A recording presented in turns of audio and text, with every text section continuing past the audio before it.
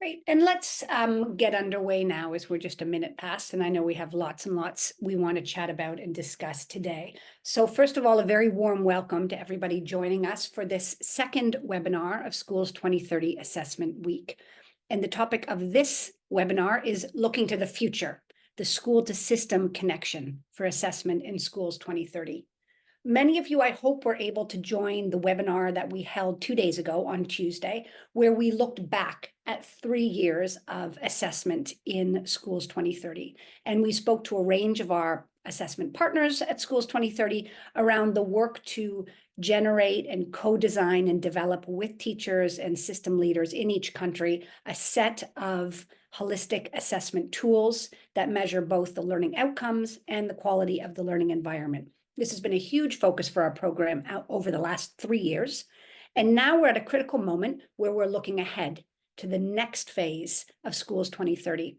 And over the next 3 years, how we will seek to connect that school level design and innovation and tool development process to wider system level change. So you can go ahead and change the slide, please, Virgil. Thanks so much. Just to run you through an agenda for today, we're going to start out with a brief introduction around the future of assessment in Schools 2030 and the assessment strategy for phase 2 of Schools 2030, which is just now being co-developed and finalized by our assessment partners across 10 countries and at the global level. So it's very much a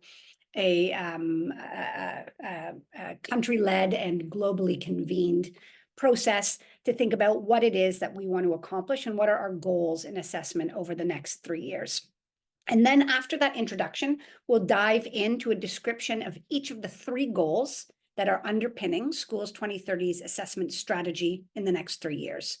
The first goal focuses on improving the use and quality of our assessment tools, including the use of data, and including the way this data is used by teachers to help them reflect and observe on their classroom practices. Goal 2 of our strategy is around teacher capacity development in assessment and supporting teachers to really understand how to use assessment for learning as well as of learning. And then our third goal focuses on the contribution Schools 2030 wants to make to national and global discourse on holistic learning assessment.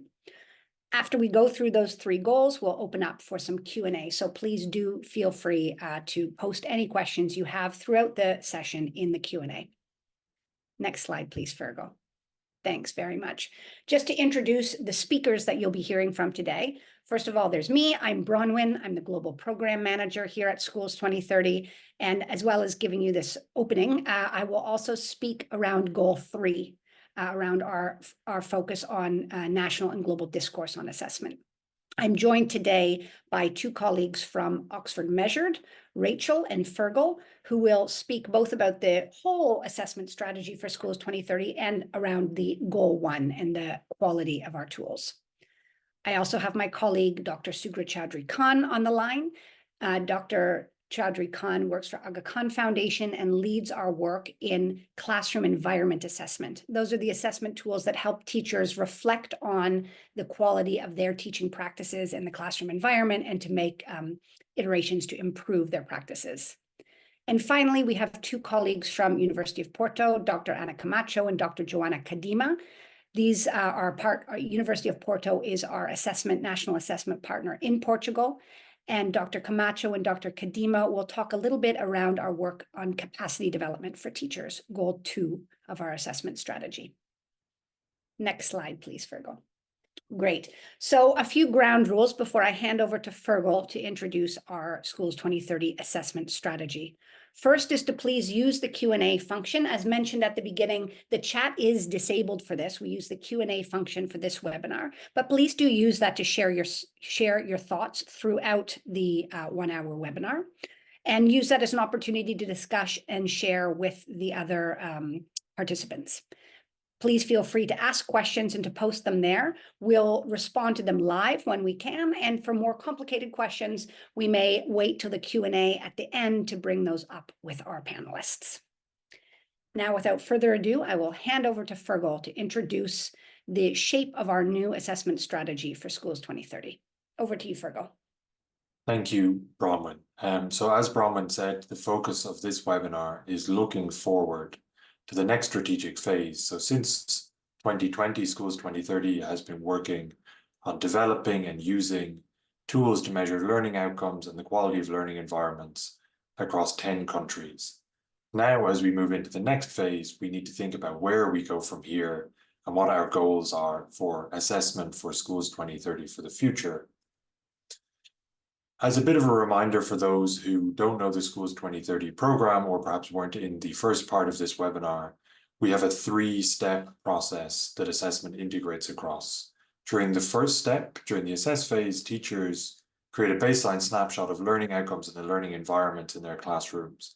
This serves as a kind of diagnostic function for them to design their classroom-based innovations. And this is the second step, innovate.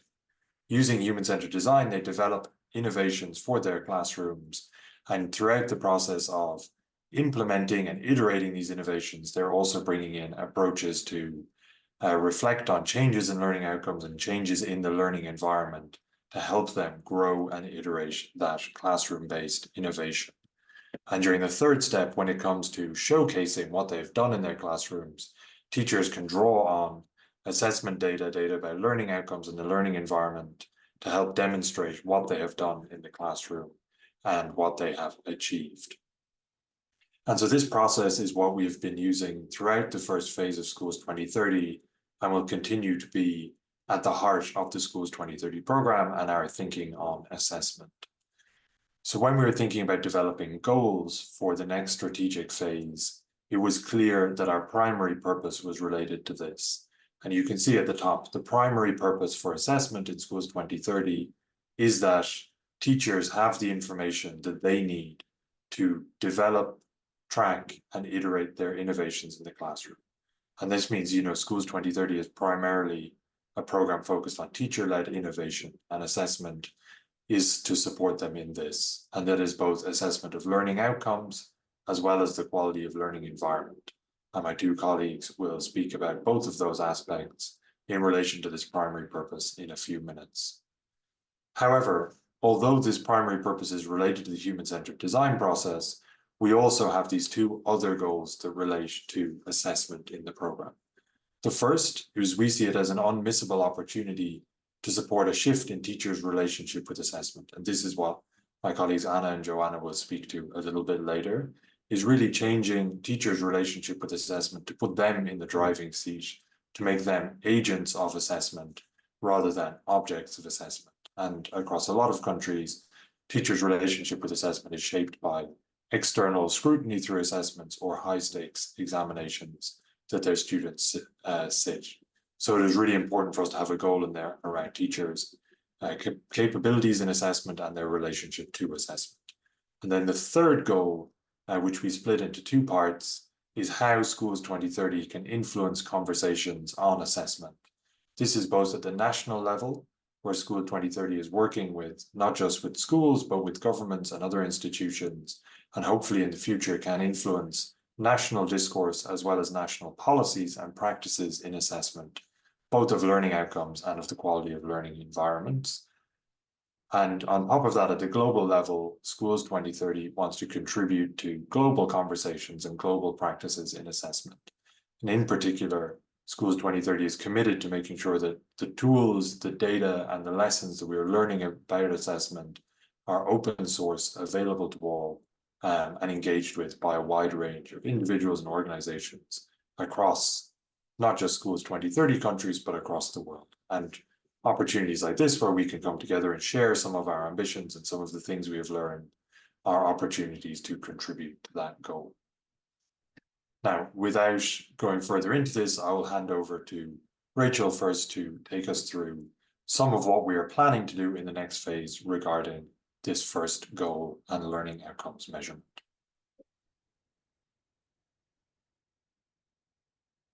Thank you, Fergal, and thank you, Bronwyn.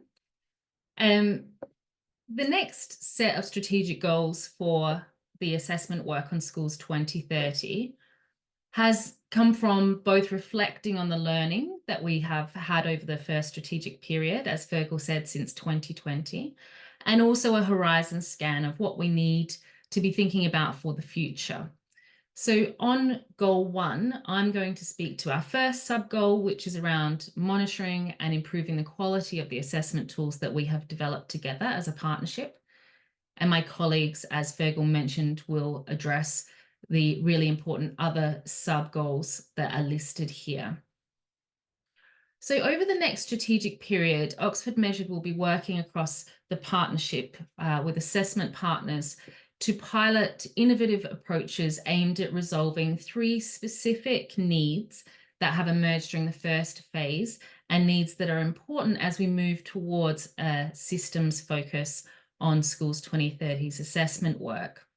So if we go to the next slide, the first need that we need to address is to reduce test time in order to reduce the burden on teachers. So this is particularly important in contexts like Uganda, for example, where there's a very high pupil teacher ratio. And for those of you who joined us on Tuesday, you will have heard Emily from East Africa speak about needing to administer assessments in a one-to-one format, not only in the early years, which we have to do usually across all of the contexts, but also for other cohorts when the learners don't speak the language of instruction. So the older cohorts in particular countries and contexts where there are policies around assessment and the language of instruction that they're administered in if they are in written format. So this has emerged as a challenge. So we're looking at ways to abbreviate the tools while retaining reliability and validity. We have some ideas and approaches, and this includes using technology, the possibility of using a subset of items that have been tested and verified to correlate really well with overall test scores. The second challenge that we've encountered is around the teachers and learners being familiar with the assessments. So 2 amazing things about Schools 2030's approach to assessment is, firstly, assessments are developed in consultation with teachers and they're in the hands of teachers, as Fergal was just speaking to. And second of all, that the assessments are open source. These are really crucial aspects of the work that we do in assessment on Schools 2030 and are really central to the idea of the role of teachers and the way that we approach this on Schools 2030. However, it does increase the extent to which teachers and students are familiar with the tests, which can reduce reliability and validity if we don't address this challenge. So we're looking at options for how to reduce this familiarity. This includes the use of parallel items, using AI to develop new items, and creating teacher community of practices for generating new items. And again, that aspect of creating teacher communities of practice leans into this unmissable opportunity around shifting teachers' relationships with assessment as well. Thirdly, while we've put a lot of effort and have achieved a great deal on developing valid and reliable tools, we do recognise that for some of the assessments, we need to incorporate more items that test higher order thinking. So we're developing approaches to working with partners to continuously improve the quality of the assessments and their ability to capture higher order thinking skills. Thank you.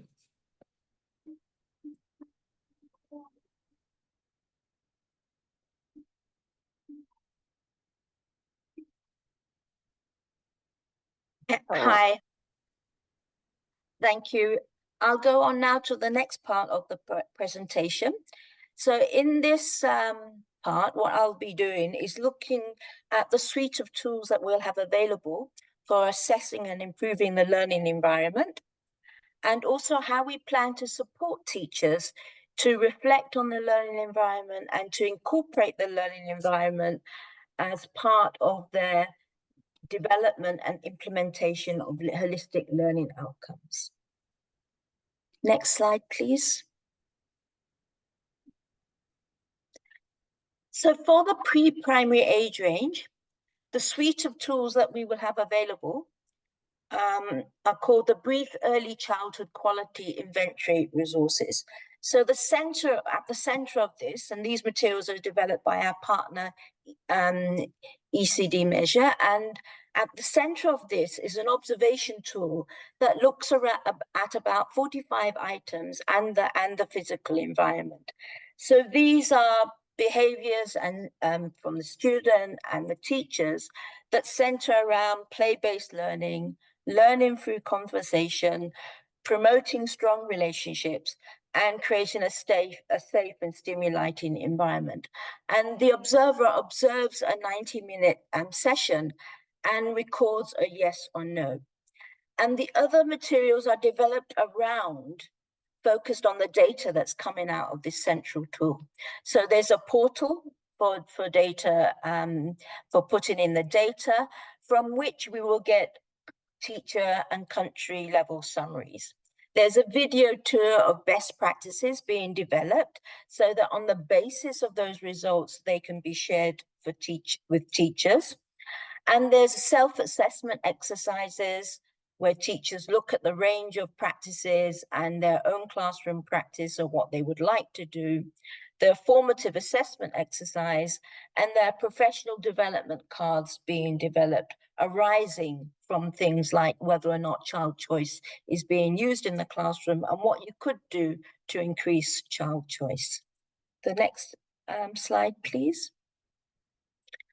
The primary and secondary tools are valuing inclusive teaching and learning resources.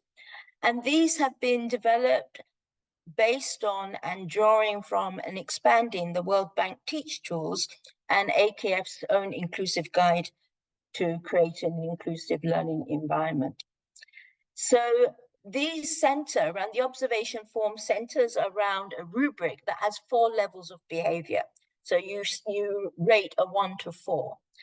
And there are 37 practices on 8 dimensions, which are emotional climate, high expectations, facilitating learning, critical thinking and creativity, social and collaborative learning, learning to learn, checks for understanding, and feedback.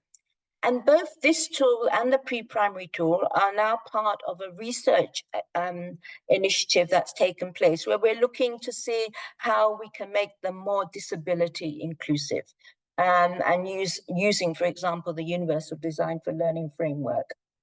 So digitization is in process so that we can plan to do some of the other individual and country level summaries, for example. Best practice videos building on what we already have available on the AKF Learning Hub. Again, an interactive activity on self-assessment and goal setting.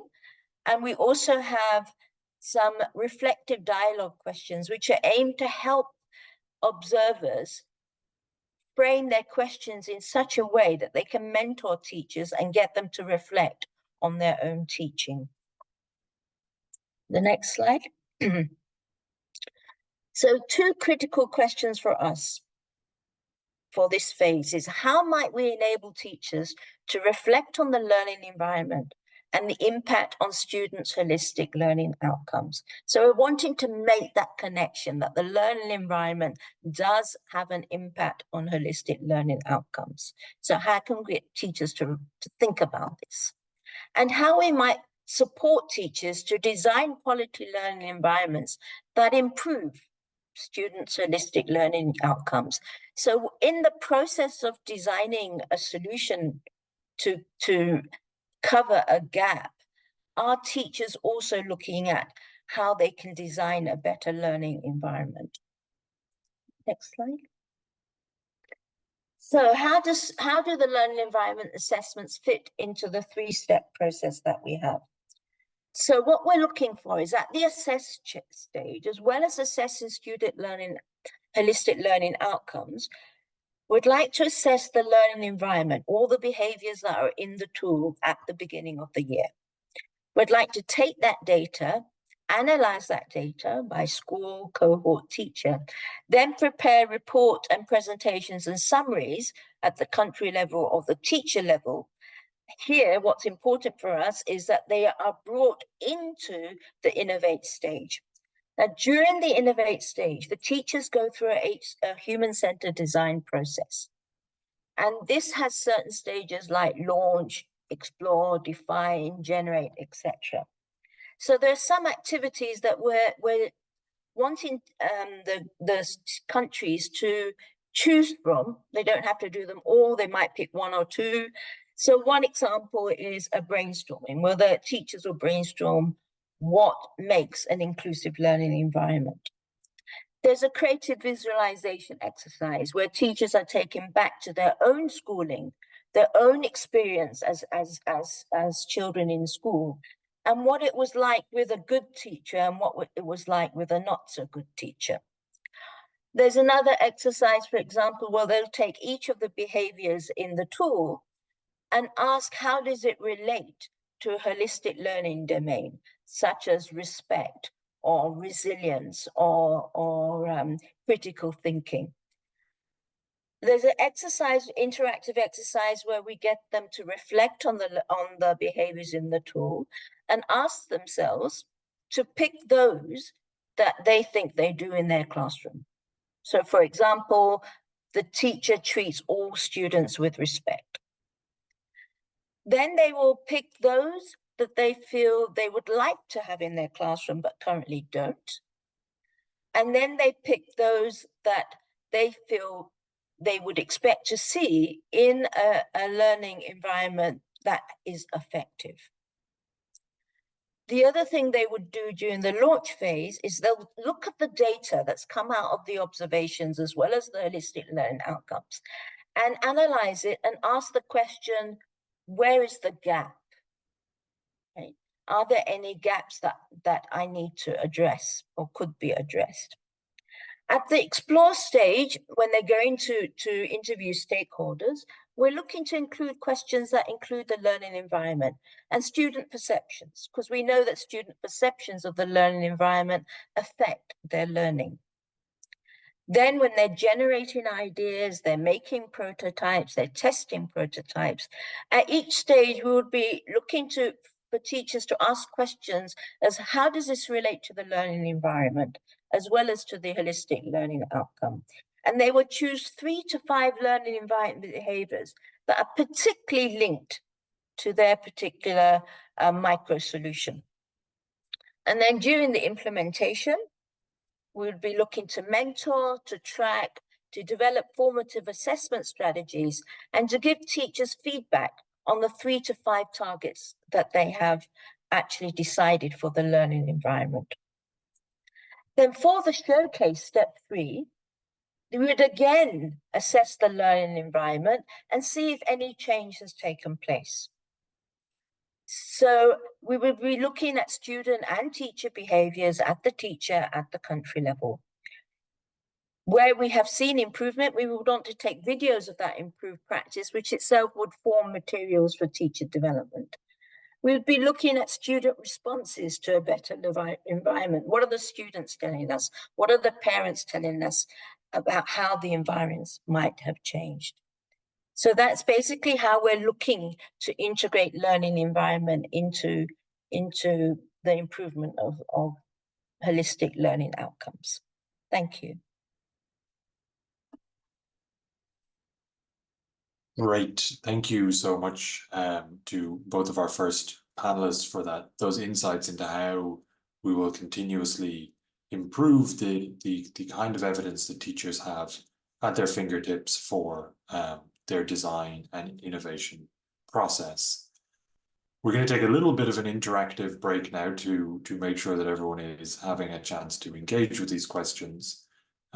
Here is a QR code. For those of you who are not familiar with Mentimeter, it is an interactive survey tool. So I'm going to share my screen with the presentation, and we have a few very simple, very informal questions to get a sense of who is out there and what are your views on the future of assessment and the future of assessment in Schools 2030. So please do follow this QR code. I'm going to stop sharing it, but you will still be able to join using a code by going to menti.com. So let me switch screens and you should be able to see this. And I'm going to give you about maybe a minute or two per question to see where everyone is and what your relationship is. So you can see here, if you haven't joined yet, you go to menti.com and you can join by putting in the code at the top. I will say that this first map exercise is a little bit tricky, certainly for those of us with less coordinated thumbs. You should still be able to roughly get your location right. So as you can see, we are all very geographically spread out, as well as being spread across a lot of time zones. So greetings to those for whom it is either very early in the morning or very late in the evening. We're glad you could join us here. I'm going to keep giving people a couple of minutes to join before we move to the next slide and the next question. Brilliant. All right, I'm going to go to the next slide. It will take all of you along with me, so apologies if you haven't quite managed to put it in late. All right, so our next question, as a group, how confident we all feel in these questions are being asked? Are we here because we understand this and want to contribute to the discussion, or are we really coming in with not a huge understanding of what it is we know about assessment, and with a lot of more questions than answers?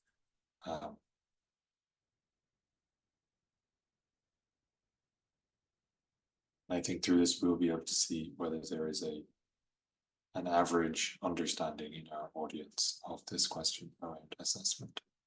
And I think we are completely in the middle, which I suppose is probably true of any large group.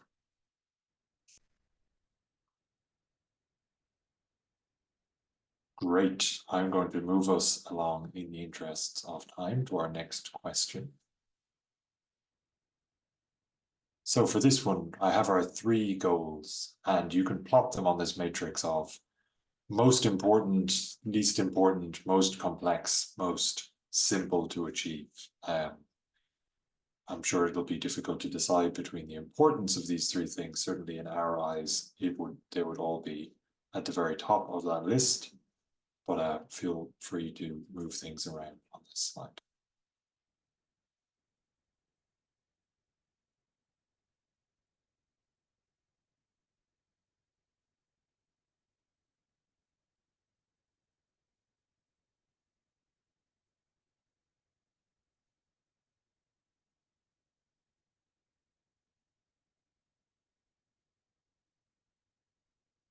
Great.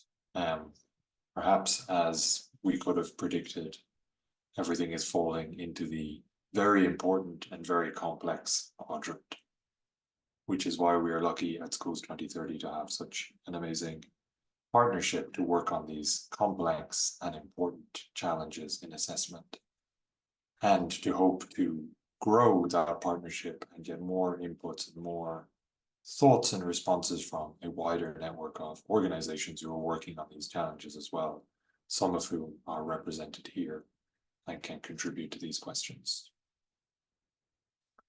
I'm going to move us forward to a couple more questions. As I said at the beginning, one of our major goals is to share and make everything open access. And so it will be interesting to hear from the group how you feel about this. What are things that you are interested in seeing from Schools 2030? And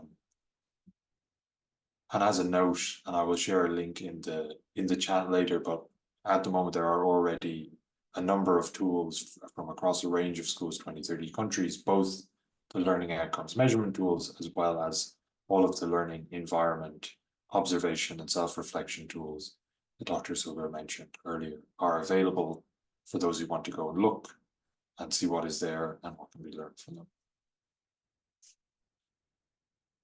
Great. And the last question I have here is one that I'm going to leave open for a little while, but just to prompt anyone, if anyone has any questions for the panelists that they want to share now while we're in the middle. Of course, the Q&A function in Zoom is already open, but if you have any questions you would like to share here, our panelists can come back to them at the end of the presentation.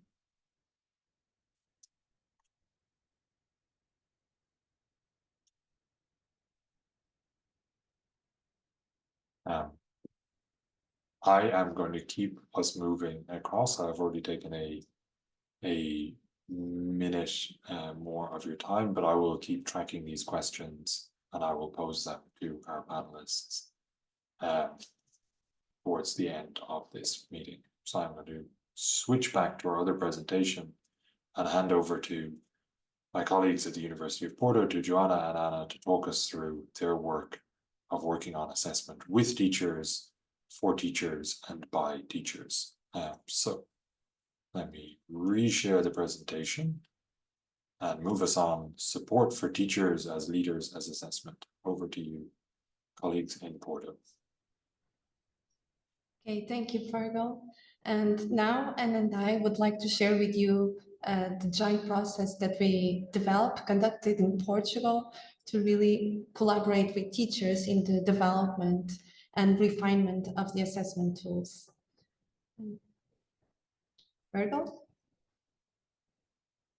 Okay, so our first step was to select the holistic learning outcomes that were most relevant in the Portuguese context. And this was mainly based on the official guidelines for preschool, for secondary school.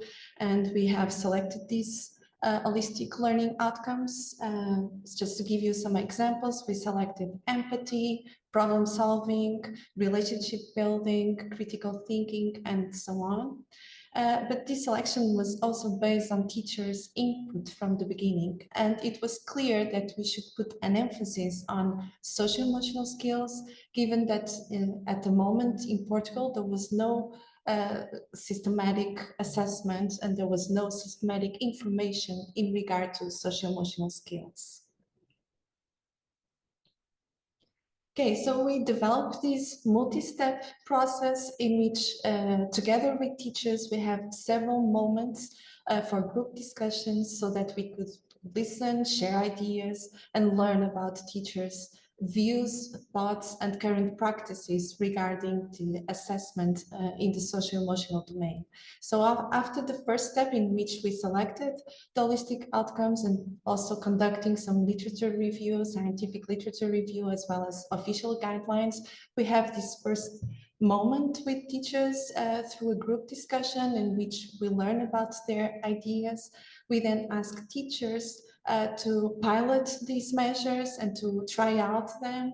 And after that, they give us feedback. And based on that feedback and those discussions, we refine the tools so that they could be ready for larger use. And so just to give you a more concrete idea about the group discussions, these were conducted online so that teachers from different schools, from different regions could be brought together and listen and hear from others' experiences. And these group discussions ask teachers their ideas, for instance, in terms of those aspects that they've thought were most value for them. For instance, in terms of problem solving, the social problems was the things that the teachers mostly highlight. Also to learn about their current practices in terms of assessment and how they would like to assess those social emotional skills. And also then after the pilot to receive some feedback from them about how was the experiences of using those measures. And so what we have learned throughout these group discussions was that the teachers highly value the social emotional skills. So this was a very positive aspect, but no formal or systematic assessment was available for them at the moment, which really highlighted the need to develop new measures. Also, there were a few guidelines about how to conduct these assessment tools, how to conduct these assessments. And teachers have a great autonomy, which was very good. But also teachers mentioned that there was a lack of time to devote to these assessments. And so these tools should be very easy and simple to use. Also, and very important, they highlight that the assessment should be well connected with the daily practices and well integrated with the ongoing practices. And so we had this set of principles that guided the development of tools and really putting teachers at the center and based on their knowledge, experience, and opinions.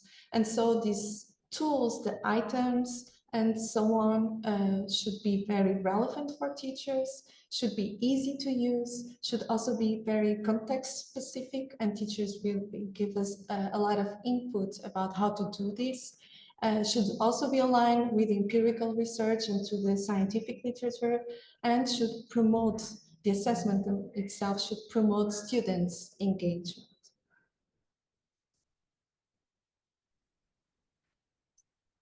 Okay, so together with teachers, we develop a comprehensive set of tools, namely dilemmas, self-report scales, teacher report scales, and self-reflection scales.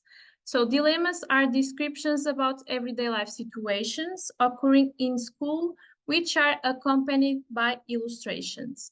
And the idea here is that the teacher will read these descriptions to the students, and then she or he will ask them what are the characters feeling and what would they do in these specific situations. Regarding self-report scales, each student fills in the scale individually about his or her own attitudes and behaviors in the school context. As for the teacher report scales, the items are very similar to those of the self-report scales. The difference here is that the teacher will fill in a scale per student or regarding the whole group of students. And finally, concerning the self-reflection scales, the teacher fills in a scale about her or his own beliefs and practices regarding the promotion of students' socio-emotional skills. Here you can have a glimpse of the illustrations made by our designer for the dilemmas. And as you can see, we have dilemmas suited for younger students and older students. We brought you an example of dilemma to assess reconciling tensions for primary school students, and this is the dilemma. Afonso and his friends were preparing to play football on the school fields. Meanwhile, Martin arrives with his friends and they also want to use the field to play football. And then the teacher asks, how do they feel, Afonso and Martin, and what would you do in this situation? We want to give you more information about how the dilemmas can be implemented. So one thing to present you or to share with you is that the illustrations that we showed you do not induce emotional states. Another important point is that the situations portrayed in the dilemmas are familiar to students. They are about situations occurring in the recess or in the classroom context. Another important point is that teachers are encouraged to pose open-ended questions to elicit students' ideas and free expression. Another characteristic is that the dilemmas can be implemented in different ways, individually, using pairs, small groups, or even the whole class of students. And finally, we provided teachers with guidelines and suggestions on how they can conduct discussions within the classroom. Here you can see pictures of the Schools 2030 Portuguese toolbox. So during this school year, we created this toolbox, which gathers resources to support preschool teachers and primary school teachers to assess students' socio-emotional learning skills. As you can see in the first picture, we provided them with some guidelines on how they can use these resources.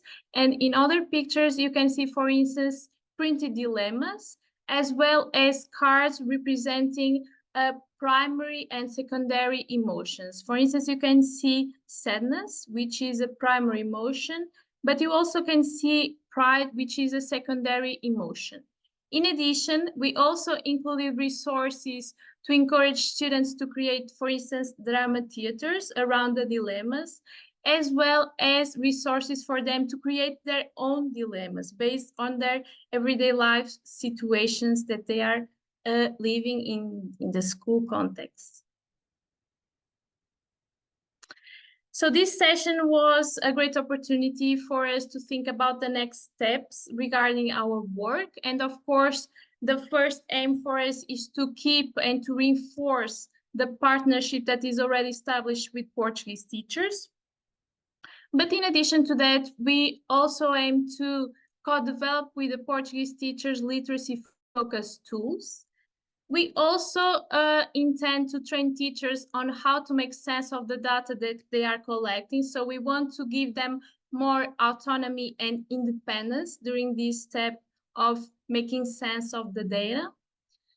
Next to that, we want to present the findings based on the data collection, not only to teachers, but also to their students using an age-appropriate language, of course. And finally, one of our main aims is to scale up the use of these tools to other Portuguese teachers and school clusters.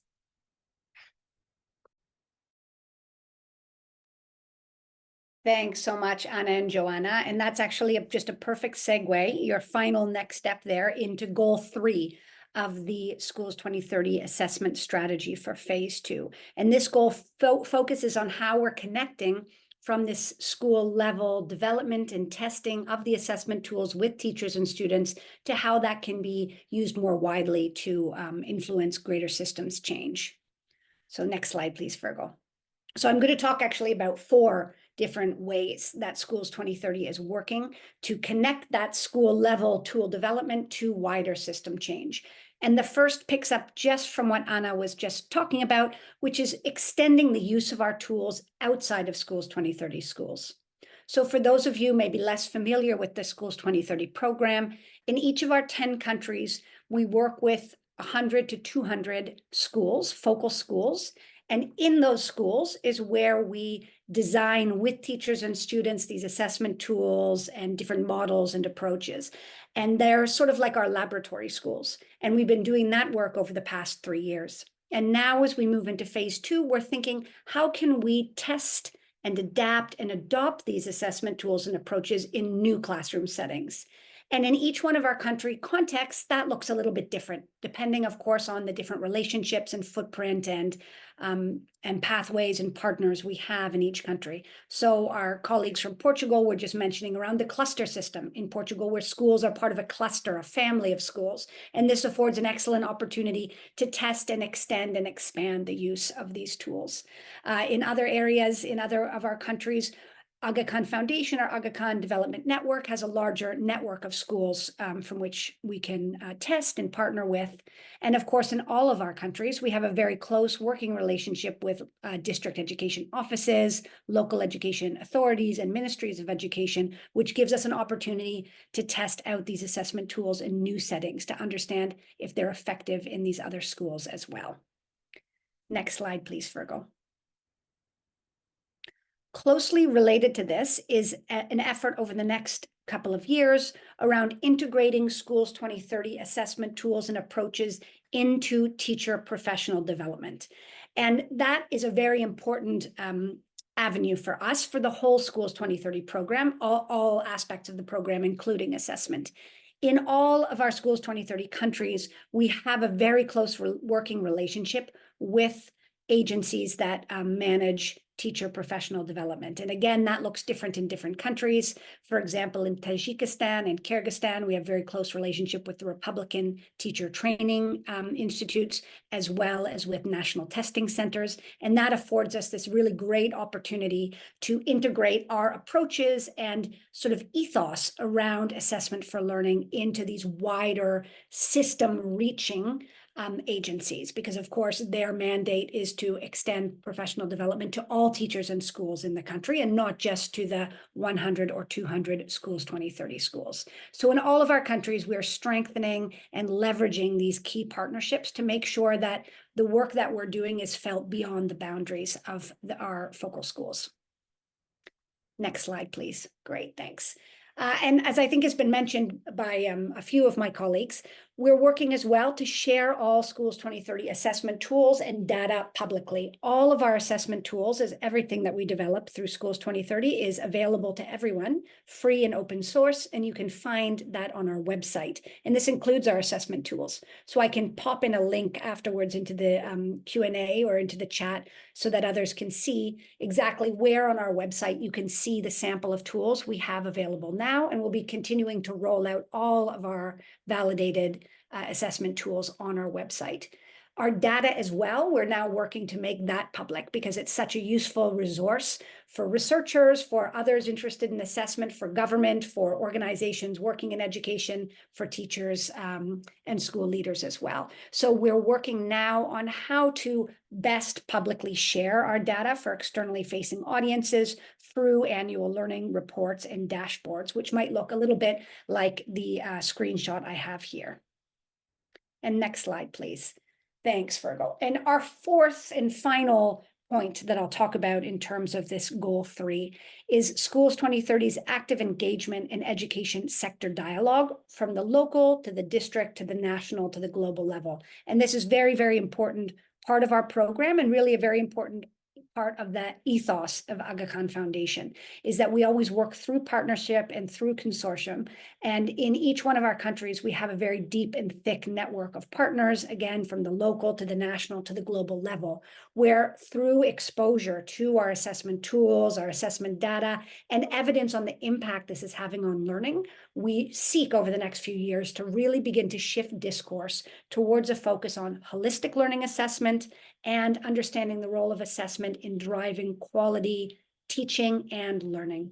So many of you will be familiar with Schools 2030 Global Forum. This is kind of our big showcase event every year where we bring education leaders and education stakeholders from across our countries, teachers, researchers, policymakers, donors, civil society organizations together, convene them together for a 3-day conference. That's a great opportunity for us always to discuss our work in assessment and share with others who are also similarly working around the challenges of holistic assessment and assessment for learning.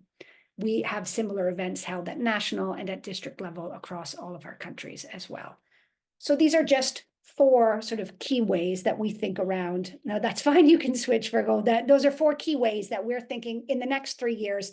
How are we going to move from the discrete tools and approaches that are so contextually developed in these classrooms and in these schools and communities and make those sort of a driver for positive educational change across our 10 program countries?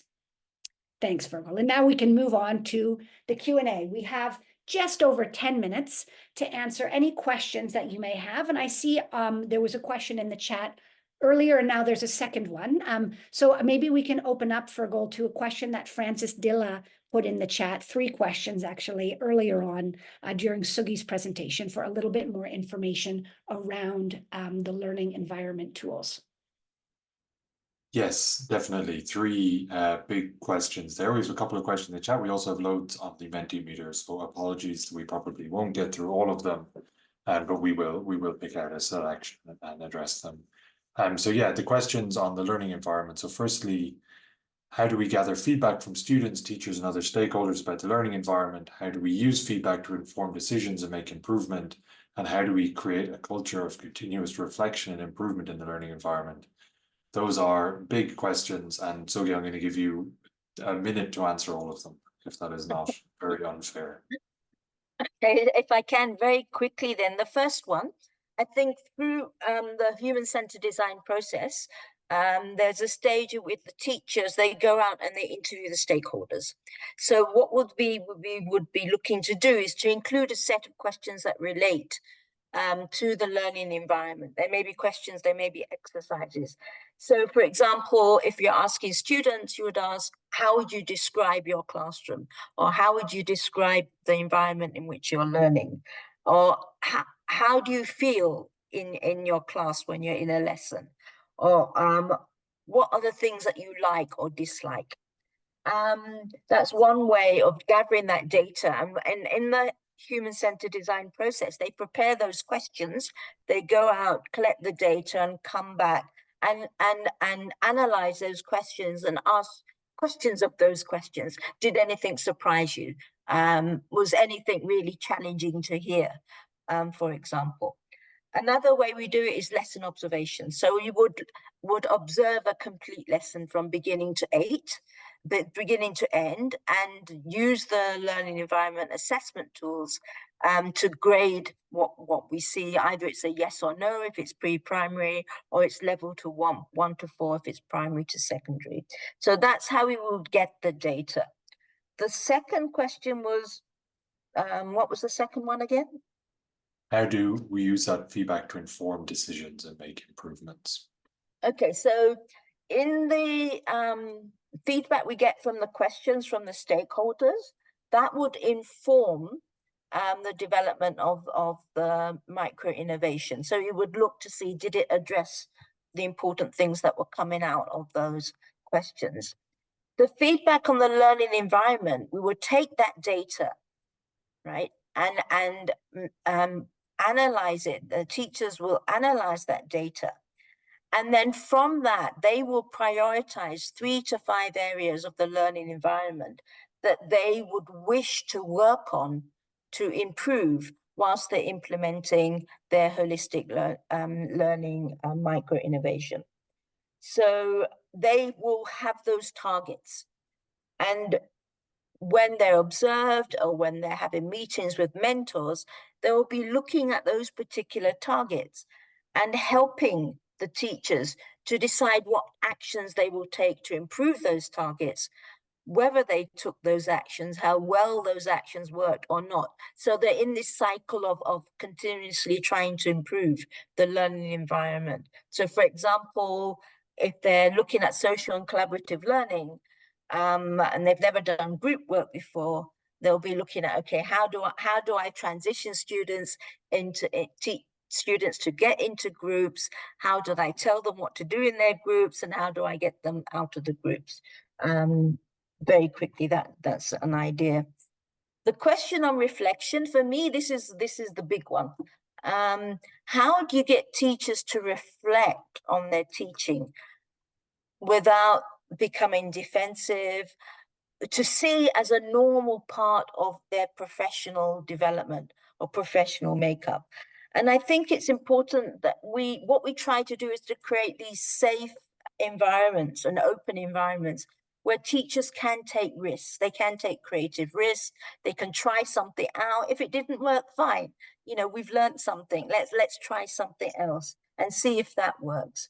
So I think it's really, really important to do that and create sort of relatively easy tasks that they can do that won't tell them, oh gosh, I'm an awful teacher, but actually says, yeah, I'm on my way to becoming very effective. And this is how I do it. Brilliant. Thank you so much for those concise and thoughtful answers. If others want to jump in on that question, of course they can, but maybe bring in the second question, which relates closely to that. Rosemary, your question was, what strategies are you using in engaging teachers and keeping them motivated throughout tool development and use? And maybe Joanna or Anna, do you want to jump in and talk about that before others contribute? Yeah, sure. So I think there are a couple of strategies that are important. For instance, in terms of the group discussions, it's really important to make them very focused so that it is clear what we are going to discuss.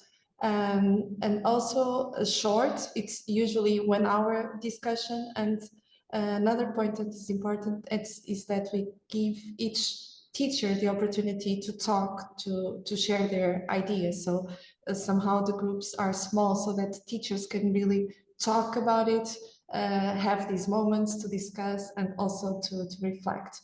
In terms of the strategies, in terms of the assessment tools, it was really important that these tools were well connected and integrated with the classroom practices. It was not a thing that was happening outside the classroom. For instance, the dilemmas were within the classroom with the students, and the teachers were very satisfied because at the moment they were already learning about their students' ideas, about their students' thoughts, and this was very informative. So in addition to what then the presentation of all this data in a more systematic way, because the tools were so connected with their daily practices, this made already very relevant the information that they were gathering from the tools. I think I just want to add that we also see that teachers are engaged and motivated when they tell other teachers, other colleagues about the tools and engage other colleagues to use the tools. And as Joanna was saying, we give a lot of flexibility and autonomy to teachers. So the tools are clearly connected to their classroom practices, and teachers don't need to use the 4 types of tools that we develop, of course, so they can select the tools that are most aligned with their needs and with their students' characteristics. Another point that I would like to highlight is that the assessment in Portugal is closely connected with the HCD process. So we try to integrate the assessment and the data collection that teachers made to the launch phase, and teachers really think then about solutions that are based on the needs and the necessities that they identified through the assessment phase. Brilliant. Thank you so much for that. And in the interest of time and covering the last question, Rachel, it would be great if you could give us some thoughts on this last question that Robbie posed around what role does or will technology play in supporting Schools 2030 assessments and data analysis with teachers in the future? I wonder if you have any thoughts on that. Thanks, Fergal, and really good question. Thank you, Robbie. I think the answer is that it's different in every country.